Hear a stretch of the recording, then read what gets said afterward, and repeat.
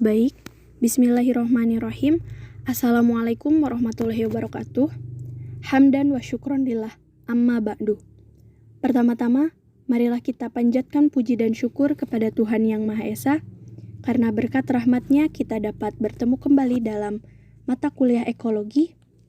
Yang terhormat, Ibu Dr. Purwati Kuswarini Suprapto Magister Sains dan juga Bapak Diki Muhammad Khoidir, Magister Pendidikan selaku pengampu mata kuliah ekologi, juga rekan-rekan sekalian yang kami banggakan.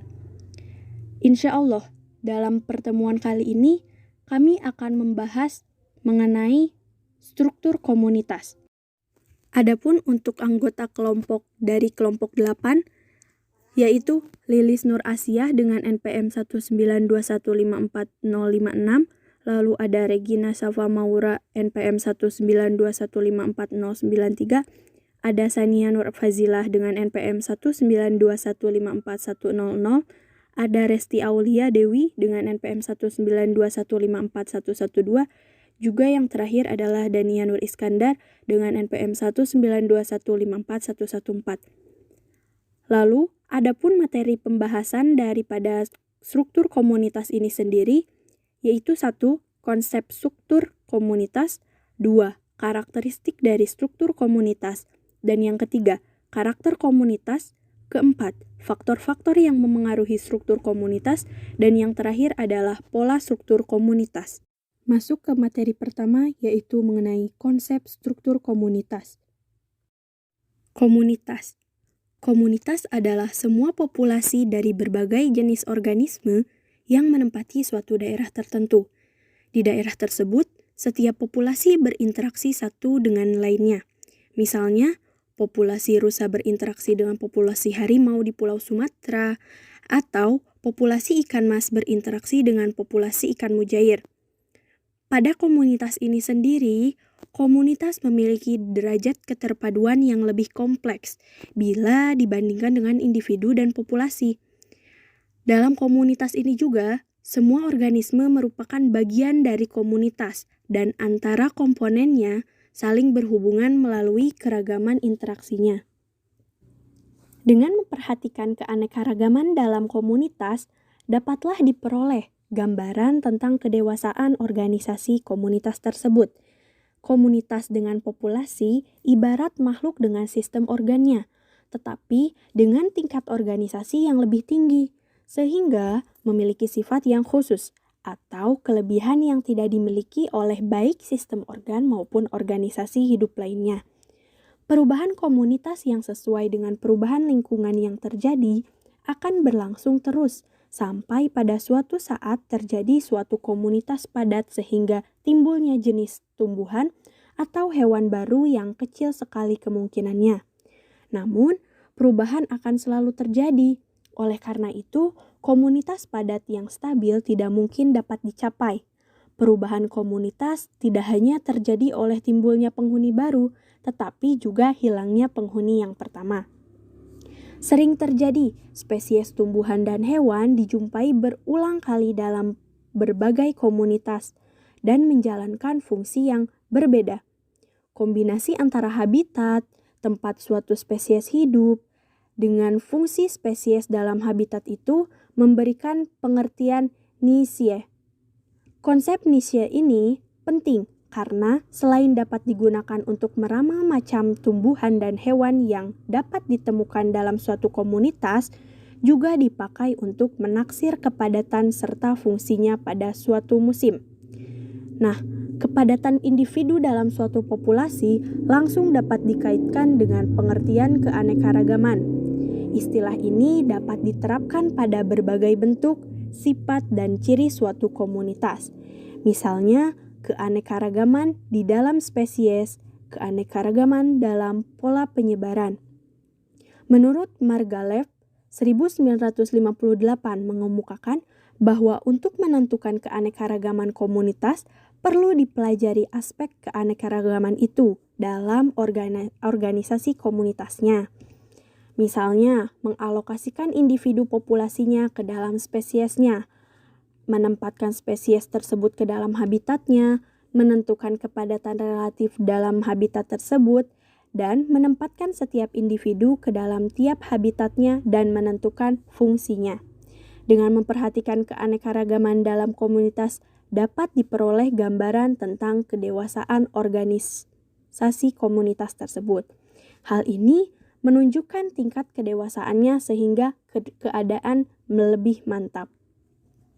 Diagram peringkat kelimpahan menggambarkan dua fitur struktur komunitas. Yang pertama adalah kekayaan spesies, dan yang kedua adalah kemerataan spesies. Kekayaan spesies adalah hitungan jumlah spesies yang terjadi dalam komunitas, dan biasanya dilambangkan dengan simbol S. Kesamaan spesies mengacu pada pemerataan dalam distribusi individu di antara spesies. Yang kedua adalah kemerataan spesies. Kemerataan spesies maksimum akan terjadi jika setiap spesies dalam komunitas sama-sama melimpah. Seperti yang telah dijelaskan sebelumnya, komunitas memiliki derajat keterpaduan yang lebih tinggi daripada individu-individu dan populasi tumbuhan serta hewan yang menyusunnya. Komposisi suatu komunitas ditentukan oleh seleksi tumbuhan dan hewan yang kebetulan mencapai dan mampu hidup di tempat tersebut. Dan kegiatan anggota-anggota komunitas ini bergantung pada penyesuaian diri setiap individu terhadap faktor-faktor fisik dan biologi yang ada di tempat tersebut. Kita bisa mengingat kembali bahwa itu dapat dimasukkan ke dalam konsep ceruk ekologis. Nama komunitas harus dapat memberikan keterangan mengenai sifat-sifat komunitas tersebut. Cara yang paling sederhana yaitu dengan memberi nama itu dengan menggunakan kata-kata yang dapat mempresentasikan bagaimana wujud komunitas seperti padang rumput, padang pasir, hutan jati.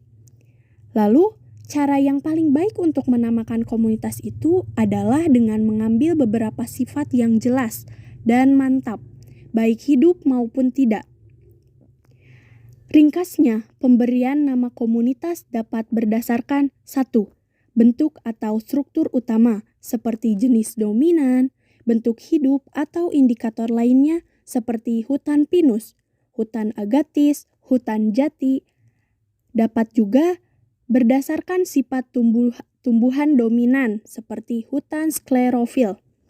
Yang kedua adalah berdasarkan habitat fisik dari komunitas seperti komunitas hamparan lumpur, komunitas pantai pasir, komunitas lautan, dan lain-lain. Yang ketiga adalah berdasarkan sifat-sifat atau tanda-tanda fungsional, misalnya tipe metabolisme komunitas. Dan yang keempat, kita bisa menamainya berdasarkan sifat lingkungan alam seperti iklim. Misalnya, terdapat di daerah tropik dengan curah hujan yang terbagi rata sepanjang tahun, maka disebut hutan hujan tropik. Hutan tropika basah merupakan komunitas yang dominan di Indonesia. Sifat yang menyolok dari hutan tropis basah adalah volume persatuan luas dari biomasa yang ada di atas tanah, sehingga memberi kesan bahwa lahan yang ditumbuhinya itu merupakan lahan yang sangat subur. Tetapi pada kenyataannya tidaklah demikian. Tanah hutan di kawasan tropis itu umumnya miskin, kecuali tanah-tanah aluvial yang baru dan tanah-tanah vulkanik. Karena hujan lebat sering terjadi, maka tanah juga mudah sekali terkena pembasuhan. Dalam keadaan demikian, tidaklah efisien dan menguntungkan bagi pertumbuhan apabila kesuburan itu disimpan dalam tanah tanggap dalam keadaan seperti ini. Tumbuhan yang tumbuh dalam habitat ini melalui proses evolusi telah mengadaptasikan diri dan mengembangkan suatu sistem untuk mencegah kehilangan hara makanan. Selanjutnya adalah materi mengenai jenis-jenis komunitas. Nah, di alam terdapat bermacam-macam komunitas yang secara garis besar dapat dibagi ke dalam dua bagian, yaitu 1. Komunitas akuatik, di mana untuk komunitas ini misalnya terdapat di laut, di danau, di sungai, di parit, ataupun di kolam. Menurut Nyapken 1988, bagi tumbuhan akuatik, intensitas cahaya sangat menentukan penggunaan energi untuk fotosintesis. tumbuhan kekurangan energi jika intensitas cahaya berkurang. Nah, semakin cerah suatu perairan, semakin jauh juga cahaya matahari yang dapat tembus ke dalam perairan. Dan dengan begitu, akan banyak ditemukan tumbuhan laut seperti lamun yang memerlukan cahaya matahari untuk melakukan fotosintesis. Pada umumnya, perairan organik lebih cerah daripada perairan pantai yang banyak bahan-bahan berbentuk partikel dan bahan terlarut yang terdapat di dalamnya. Nah, yang kedua adalah komunitas terestrial, di mana komunitas terestrial ini yaitu kelompok organisme yang terdapat di pekarangan, di hutan, di padang rumput, di padang pasir, dan lain-lain. Untuk contohnya sudah dijelaskan tadi seperti hutan hujan tropis. Untuk contoh lainnya bisa dilihat di sini ada savana, lalu ada gurun, ada tundra, dan lain-lain. Itu saja yang dapat saya sampaikan. Selanjutnya yaitu materi mengenai karakteristik daripada komunitas yang akan disampaikan oleh Sania Nurpazila. Kepadanya dipersilakan. Terima kasih kepada rekan saya yang telah mempersilakan untuk melanjutkan materi mengenai karakteristik struktur komunitas. Karakteristik yang pertama adalah keanekaragaman. Keanekaragaman atau diversity merupakan ukuran integrasi komunitas biologi dengan menghitung dan mempertimbangkan jumlah populasi yang membentuknya dengan kelimpahan relatifnya. Keanekaragaman atau keberagaman dari makhluk hidup dapat terjadi akibat adanya perbedaan warna, ukuran, bentuk, jumlah, tekstur, dan penampilan. Adapun keanekaragaman jenis merupakan karakteristik tingkatan dalam komunitas berdasarkan organisasi biologisnya yang dapat digunakan untuk menyatakan struktur komunitasnya. Maka, suatu komunitas dikatakan mempunyai keanekaragaman yang tinggi jika komunitas tersebut disusun oleh banyak spesies jenis dengan kelimpahan spesies yang sama dan hampir sama. Sebaliknya, jika suatu komunitas disusun oleh sedikit spesies dan jika hanya sedikit spesies yang dominan, maka keanekaragaman jenisnya dikatakan rendah. Nah, keanekaragaman ditentukan dengan banyaknya jenis serta kemerataan kelimpahan individu tiap jenis yang didapatkan.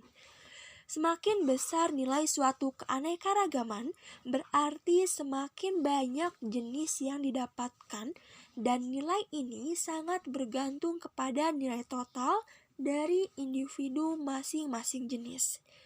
Keanekaragaman atau disimbolkan dengan hak kapital dengan tanda petik mempunyai nilai terbesar jika semua individu berasal dari genus atau spesies yang berbeda-beda. Sedangkan nilai terkecil jika semua individu berasal dari satu genus atau satu spesies saja. Adapun perhitungan matematisnya, indeks keanekaragaman Shannon atau Wiener memiliki rumus dengan hak kapital dengan tanda petik sama dengan negatif sigma PI log PI atau negatif sigma NI per N kapital log dikali log NI per N kapital dengan keterangan H kapital dengan tanda petik merupakan indeks keanekaragaman, PI merupakan proporsi spesies ke satu di dalam sampel total atau dapat dicari dengan menggunakan rumus NI per N kapital. NI adalah jumlah individu setiap spesies, sedangkan N adalah jumlah total individu semua spesies. Adapun kategorinya, jika keanekaragaman yang didapatkan dari rumus ini kurang dari 2, maka kategori keanekaragaman di suatu ekosistem tersebut adalah rendah. Jika 2 kurang dari hasil rumus tersebut kurang dari 3, maka kategori keanekaragamannya sedang. Sedangkan jika hasil dari rumus tersebut lebih dari 3, maka kategori keanekaragaman pada ekosistem tersebut dikatakan tinggi. Nah, keanekaragaman tinggi dikatakan Demikian apabila penyebaran jumlah individu tiap spesies atau generanya tinggi, kestabilan komunitasnya tinggi, dan suatu lingkungannya masih belum terancam. Sedangkan apabila dikatakan keanekaragamannya sedang, maka penyebaran jumlah individunya pun sedang, kestabilan suatu lingkungannya pun mulai terancam, sedangkan keanekaragamannya dikatakan rendah apabila penyebaran jumlah individu setiap genera atau spesiesnya rendah, kestabilan komunitasnya rendah, dan keadaan suatu lingkungan pun terlihat terancam. Nah, karakteristik yang kedua adalah keseragaman. Keseragaman spesies dalam suatu lingkungan dapat diketahui dari indeks keseragamannya. Semakin kecil nilai indeks keseragaman organisme, maka penyebaran individu tiap jenis tidak sama, ada kecenderungan didominasi oleh jenis tertentu. Nah, adapun perhitungan matematisnya adalah indeks keseragaman disimbolkan dengan E kapital, maka H kapital dengan tanda petik per H maksimal dengan keterangan E sama dengan equitability atau indeks keseragaman, sedangkan H kapital dengan tanda petik adalah indeks keanekaragaman, H maksimal adalah log S. S di sini adalah jumlah seluruh spesies yang diperoleh. Nah, adapun kategorinya, jika keseragamannya 0,01 dan hasil dari rumus tersebut kurang dari sama dengan 0,50, maka kategori keseragamannya rendah, dan apabila 0,50 kurang dari hasil dari rumus tersebut kurang dari sama dengan 0,75, maka keseragamannya pun dikatakan sedang, dan apabila 0,75 kurang dari hasil dari rumus tersebut kurang dari sama dengan 1,00, maka keseragamannya pada ekosistem tersebut dikatakan tinggi. Nah, yang ketiga adalah dominansi. Ketika suatu komunitas tersebut terdiri dari beberapa jenis spesies, biasa dengan kepadatan populasi tinggi, sedangkan jenis spesies lainnya relatif jarang dan kepadatan populasinya pun rendah. Ketika satu atau beberapa spesies mendominasi dalam suatu komunitas, spesies tersebut dikatakan sebagai dominan. Dominasi biasanya diasumsikan sebagai jumlah yang paling besar, tetapi dalam populasi atau di antara spesies di mana individu sangat bervariasi dalam ukuran, kelimpahan saja tidak selalu merupakan indikator dominasi yang memadai pada suatu komunitas. Nah, adapun perhitungan matematisnya adalah indeks dominansi berkisar antara 0 sampai 1, di mana semakin kecil nilai indeks dominansinya, maka menunjukkan bahwa tidak ada spesies yang mendominasi. Sebaliknya, semakin besar dominansi, maka menunjukkan ada spesies tertentu. Dengan rumusnya adalah D sama dengan sigma N/I per N kapital kuadrat. Dengan keterangan D adalah indeks dominansi Simpson. N/I sama dengan jumlah individu setiap spesies, dan N kapital adalah jumlah total individu semua spesies. Nah, dengan kategori, jika dominansinya 0,00 kurang dari hasil dari rumus tersebut kurang dari sama dengan 0,50, maka dominansinya rendah. Apabila 0,50 kurang dari hasil dari rumus tersebut kurang dari sama dengan 0,75, maka dominansinya dikatakan sedang. Nah, dan apabila 0,75 kurang dari hasil dari rumus tersebut adalah kurang dari sama dengan 1,00, maka dominansi pada suatu komunitas tersebut dikatakan tinggi. Nah, yang terakhir ada kelimpahan.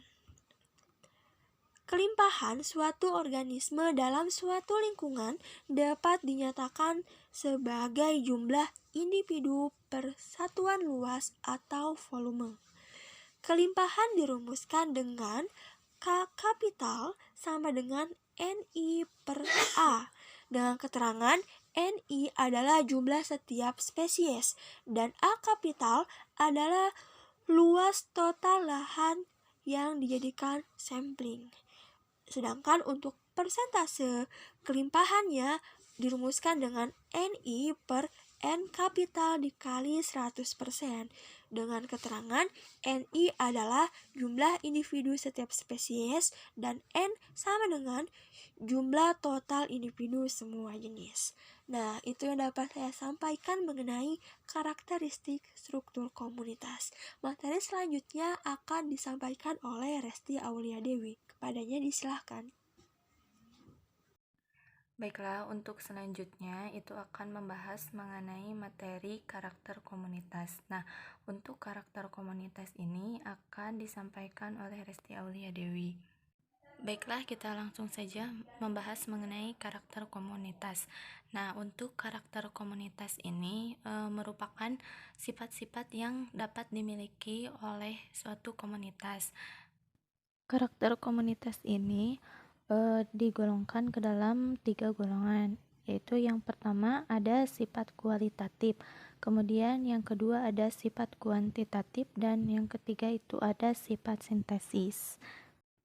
Nah, untuk yang pertama itu sifat kualitatif. Nah, sifat kualitatif ini meliputi seperti adanya komposisi, kemudian bentuk pertumbuhan, kemudian ada penologi dan vitalitas. Nah, untuk vitalitas itu menggambarkan kapasitas pertumbuhan dan perkembangbiakan organisme. Kemudian yang kedua adalah sifat kuantitatif. Nah, sifat kuantitatif dari suatu komunitas ini meliputi seperti frekuensi, kemudian densitas, dan densitas relatif. Nah, untuk frekuensi itu merupakan kehadiran nilai yang menyatakan jumlah kehadiran suatu spesies di dalam suatu habitat. Densitas atau kepadatan itu dinyatakan sebagai jumlah atau biomasa per unit contoh, atau persatuan luas per volume, atau juga persatuan penangkapan. Nah, kemudian untuk yang ketiga adalah sintesis.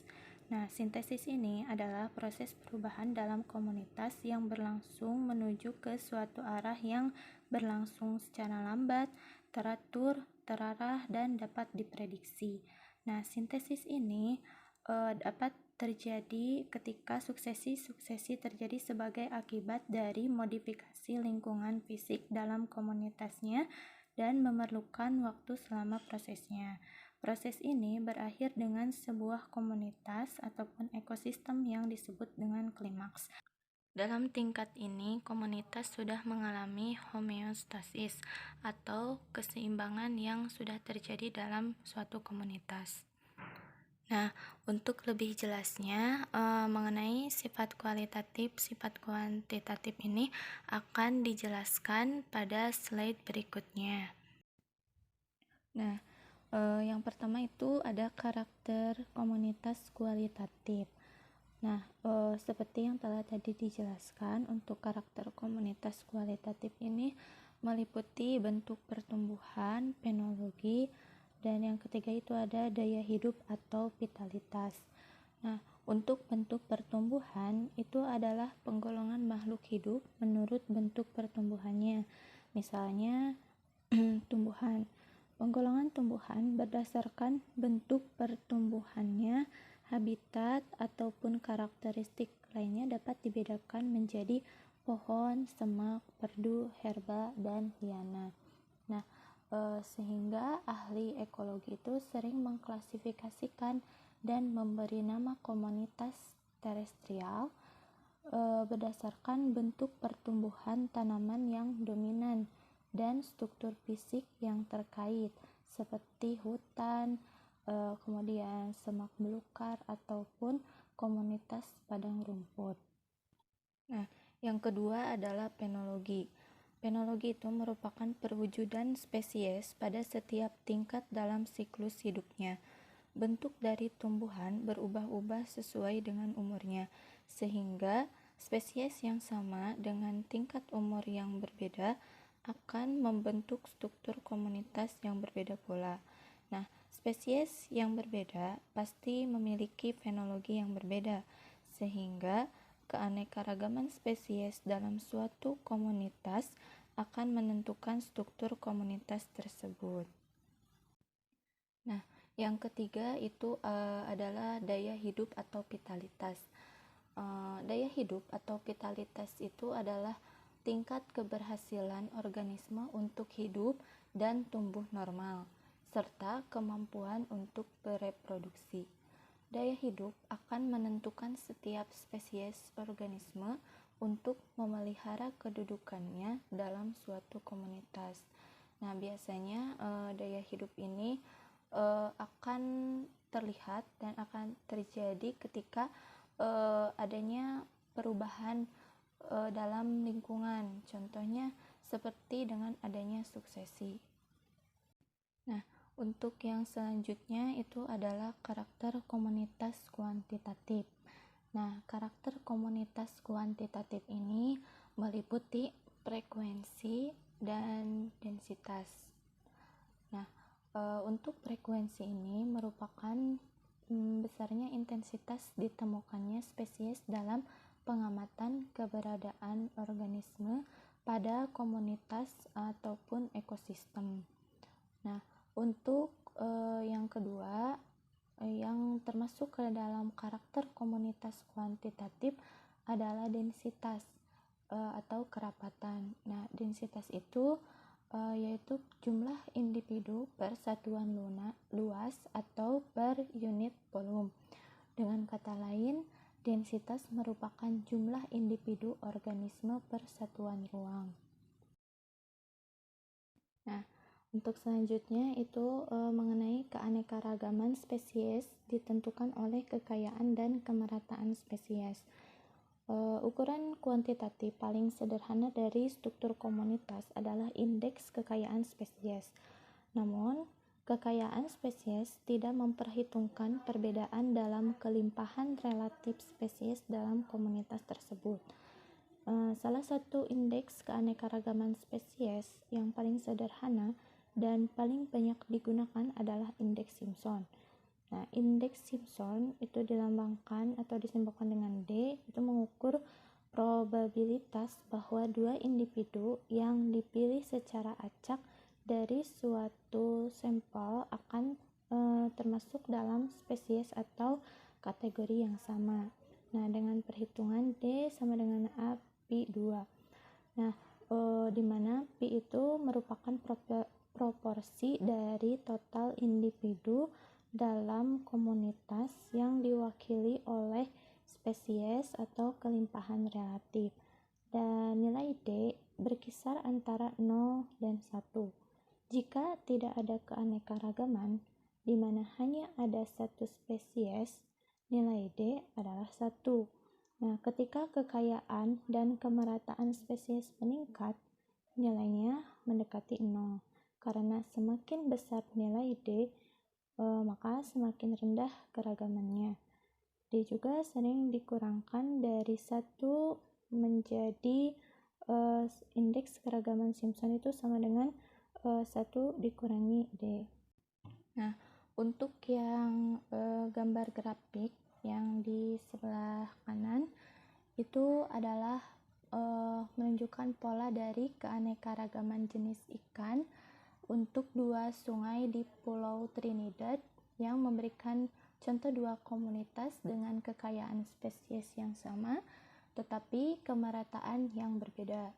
Nah, untuk dua grafik yang paling atas itu adalah kelimpahan 8 spesies ikan di Sungai Inis dan Sungai Catskill.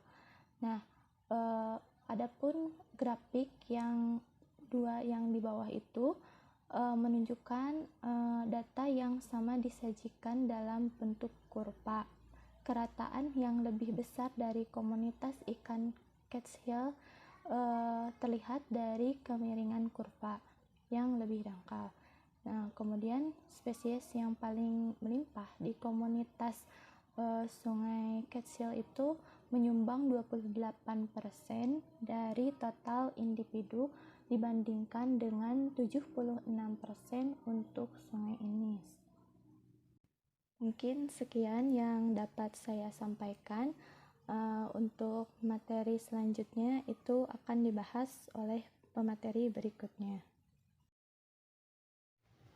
Terima kasih kepada Resti Aulia Dewi yang telah memberikan saya kesempatan untuk memaparkan materi yang keempat, yakni faktor-faktor yang mempengaruhi struktur suatu komunitas, dengan saya sendiri, Lilis Nurasia, NPM 192154056.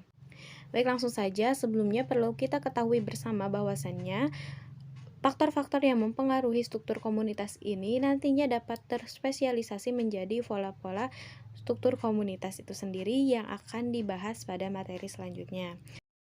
Baik, langsung saja kita ke faktor pertama yang dapat mempengaruhi struktur komunitas adalah yang pertama, relung ekologis. Relung ekologi sendiri merupakan posisi tertentu suatu spesies dalam suatu komunitas dan habitat yang ditempatinya sebagai hasil adaptasi struktural yang dicapainya lewat penyesuaian fisiogrid dan pola tingkah laku khusus dalam memanfaatkan potensinya secara baik. Nah, relung ekologis ini akan sangat berpengaruh terhadap jumlah spesies dalam satu lingkungan, karena kemampuan adaptasi setiap spesies dengan lingkungan tertentu itu akan berbeda, sehingga jumlah dari spesiesnya itu sendiri tergantung kepada adaptasi.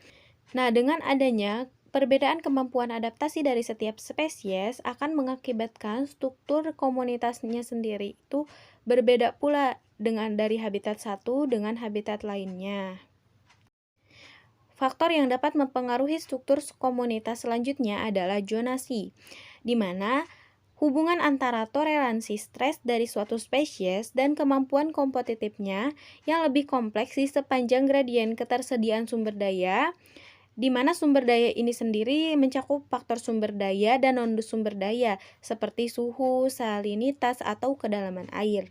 Nah, hubungan antara toleransi stres dan kemampuan kompetitif ini dapat menghasilkan suatu pola, yaitu pola zonasi di seluruh lanskap di mana terdapat variasi dalam ketersediaan sumber daya.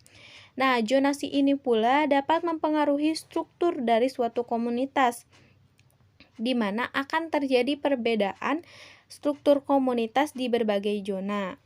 Sebagai contoh, ada zonasi di pantai, di mana zonasi vertikal dari dua spesies teritip.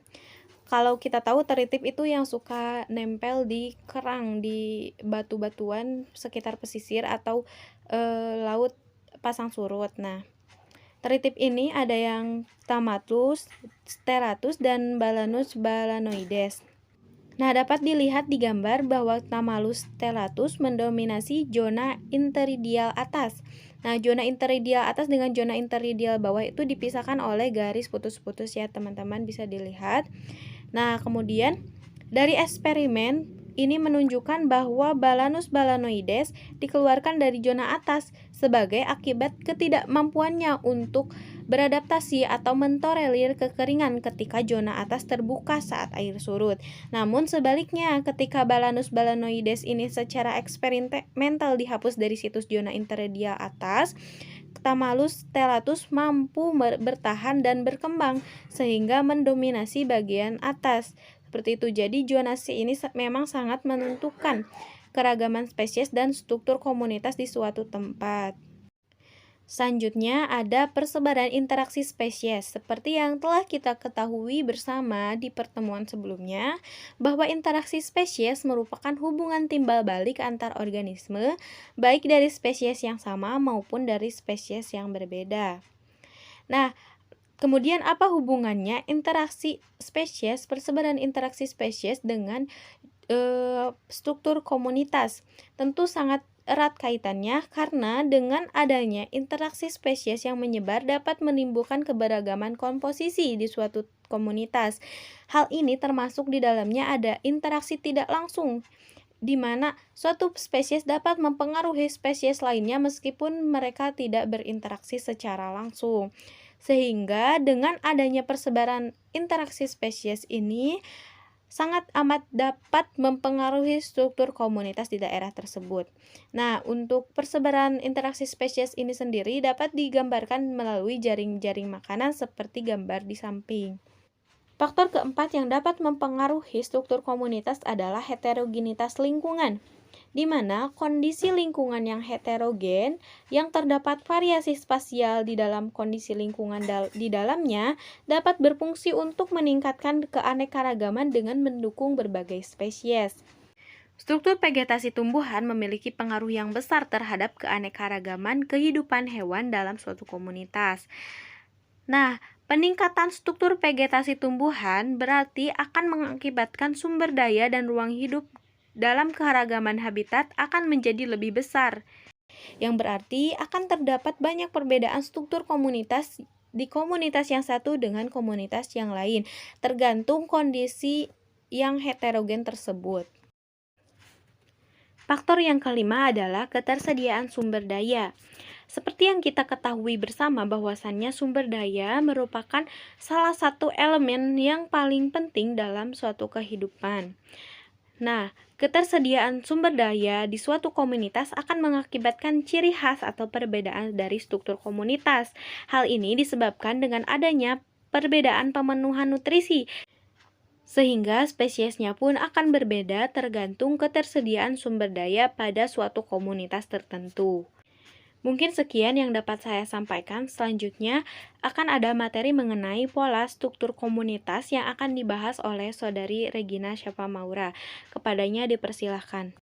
Untuk pembahasan yang selanjutnya, yaitu pembahasan kelima, ada pola struktur komunitas. Yang pertama ada pola stratifikasi. Nah, pola ini bisa dilihat pada komunitas tumbuhan yang ada di hutan herba, semak, dan pohon bawah tajuk. Lalu ada pada komunitas ikan yang ada di danau, laut, yang terikat dengan temperatur atau kandungan dan oksigen atau dengan pencahayaan yang tinggi. Ada juga contoh lain yaitu dengan adanya dua lapisan dasar di hutan, yaitu lapisan autotrofik dan heterotrofik. Nah, selain itu ada juga lapisan vegetasi. Macamnya ada lapisan semak, pohon tajuk atas dan tajuk bawah. Lapisan pada hewan ada pada distribusi serangga dan burung.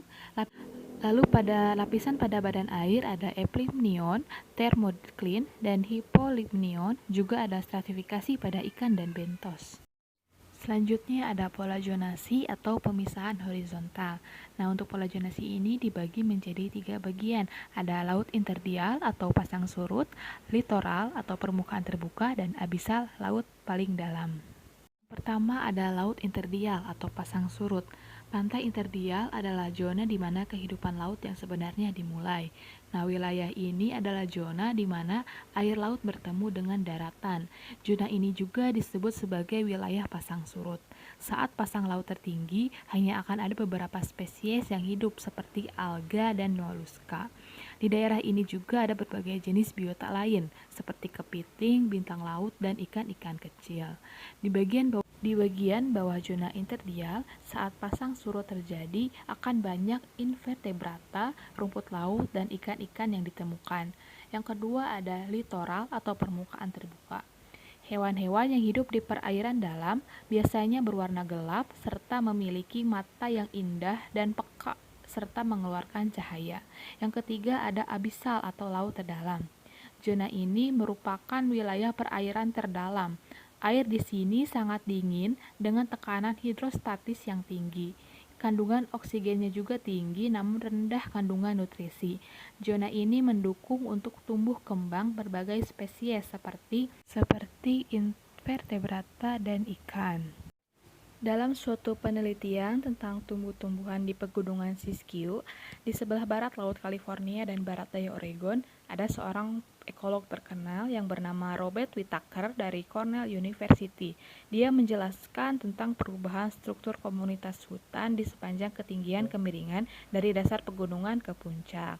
Nah, ada pula pada gambar mengenai perubahan pada komunitas hutan. Apa yang Whittaker amati adalah perubahan bertahap dalam komposisi spesies dan penurunan dalam keanekaragaman spesies di komunitas hutan yang bergerak pada ketinggian. Selain pada perubahan pada tumbuhan, ada pula perubahan pada binatang yang menghuni hutan itu juga ikut berubah. Perubahan dalam struktur fisik dan biologis masyarakat sebagai satu bergerak di lanskap disebut sebagai zonasi. Pola variasi spasial dalam struktur masyarakat pada zonasi adalah umum di segala lingkungan air dan darat. Selanjutnya, perhatikan pada gambar di bawah. Nah, gambar ini merupakan contoh tentang zonasi di rawa garam di sepanjang garis pantai timur Laut Amerika Utara. Tanaman utama tumbuh dalam rawa yaitu rumput dan pantai. Bentuk pertumbuhan ini berganti menjadi semak dan pohon sewaktu pindah ke tanah kering dengan kedalaman permukaan air tanah meningkat. Pada zona ini didominasi oleh rumput dan pantai. Spesies yang dominan berubah saat bergerak kembali dari daerah pasang surut. Perbedaan ini terjadi karena berbagai perubahan lingkungan hidup pada gradien spasial, termasuk mikrotopografi, diantaranya ada kedalaman air, oksigen sedimen, dan salinitas. Perubahan ditandai oleh berbeda komunitas tumbuhan yang didefinisikan oleh perubahan pada tanaman dominan serta pada struktur-struktur seperti tinggi, kepadatan, dan distribusi individu secara spasial. Selanjutnya ada pola aktivitas atau yang suka disebut juga periodisitas. Bisa dilihat contoh pada pola ini pada komunitas zooplankton di danau dan laut. Zooplankton migrasi pada malam hari ke permukaan air untuk mencari mangsa, lalu turun ke daerah yang lebih dalam untuk menghindari panas. Contoh periodisitas harian pada habitat akuatik adalah migrasi vertikal dari zooplankton yang umumnya plankton akan bergerak ke atas pada waktu cahaya lemah dan bergerak ke bawah pada waktu cahaya keras. Untuk nama dari organismenya yaitu ada organisme yang bersifat nokturnal, lebih aktif pada malam hari, dan organisme crepuscula yang aktif pada senja hari. Selanjutnya ada pola reproduksi. Untuk contohnya bisa dilihat pada komunitas burung yang migrasi mencari tempat untuk bertelur, lalu ada komunitas ikan yang bermigrasi ke daerah estuaria untuk memijah. Selanjutnya ada pola jaring-jaring makanan. Jaring makanan mengilustrasikan interaksi secara tidak langsung. Jaring makanan menggambarkan fitur penting dari interaksi spesies dalam masyarakat. Interaksi tidak langsung terjadi ketika satu spesies tidak berinteraksi langsung dengan spesies kedua, namun sebaliknya mempengaruhi spesies ketiga yang berinteraksi langsung dengan spesies kedua. Adanya pengaruh hasil interaksi kompetitif antara spesies ini memberikan contoh lain dari dampak tidak langsung dalam jaring makanan. Robert Paine dari Universitas of Washington adalah salah satu ekolog pertama yang menunjukkan hal ini. Zona pasang surut di sepanjang garis pantai yang berbatu-batu di sebelah barat Laut Pasifik merupakan tempat tinggal dari kupang, teripang, dan lentur. Semua spesies ini dibangsa oleh bintang laut. Nah, lalu Robert Paine ini mengadakan suatu eksperimen yang di dalamnya ia menyingkirkan bintang laut dari beberapa daerah eksperimental dan membiarkan daerah-daerah lain tidak terganggu sebagai perbandingan atau kontrol. Bisa dilihat pada grafik gambar, setelah Robert Paine menghapus bintang laut, maka jumlah spesies mangsa dalam plot percobaan turun dari 15 yang pada awal percobaan menjadi 8. Karena tidak ada prasangka, beberapa spesies kupang dan barmakel yang merupakan pesaing unggulan tidak lagi menampilkan spesies baru dan mengurangi keanekaragaman secara keseluruhan dalam masyarakat. Jenis interaksi tidak langsung ini disebut sebagai prey keystone, di mana predator meningkatkan satu atau lebih spesies kompetitif dengan mengurangi keberagaman spesies yang lebih. Jaring-jaring makanan mengontrol struktur komunitas. Pengelompokan fungsional spesies dapat dilihat dalam jaring makanan yang disajikan dalam gambar di atas, di mana kategori garpu, rumput, tikus kecil, serangga, dan burung mewakili kelompok-kelompok spesies yang sama secara fungsional. Ada satu cara untuk menyederhanakan jaring makanan, yaitu dengan mengakumulasi spesies ke dalam tingkat. Jaring makanan telah diagregasi menjadi 3 tingkat tropik, ada produsen utama, herbivora, dan karnivora. Nah, selanjutnya yang terakhir ada pola sosial. Bisa dilihat pada komunitas monyet yang berkelompok untuk mempertahankan daerah teritorialnya. Baik, sekian pemaparan materi mengenai struktur komunitas dari kelompok 7. Apabila ada yang ingin ditanyakan, bisa diajukan melalui personal chat anggota kelompok atau pada slot diskusi di Google Classroom. Terima kasih atas perhatiannya. Mohon maaf apabila terdapat kekurangan dalam penyampaian materi. Wassalamualaikum warahmatullahi wabarakatuh.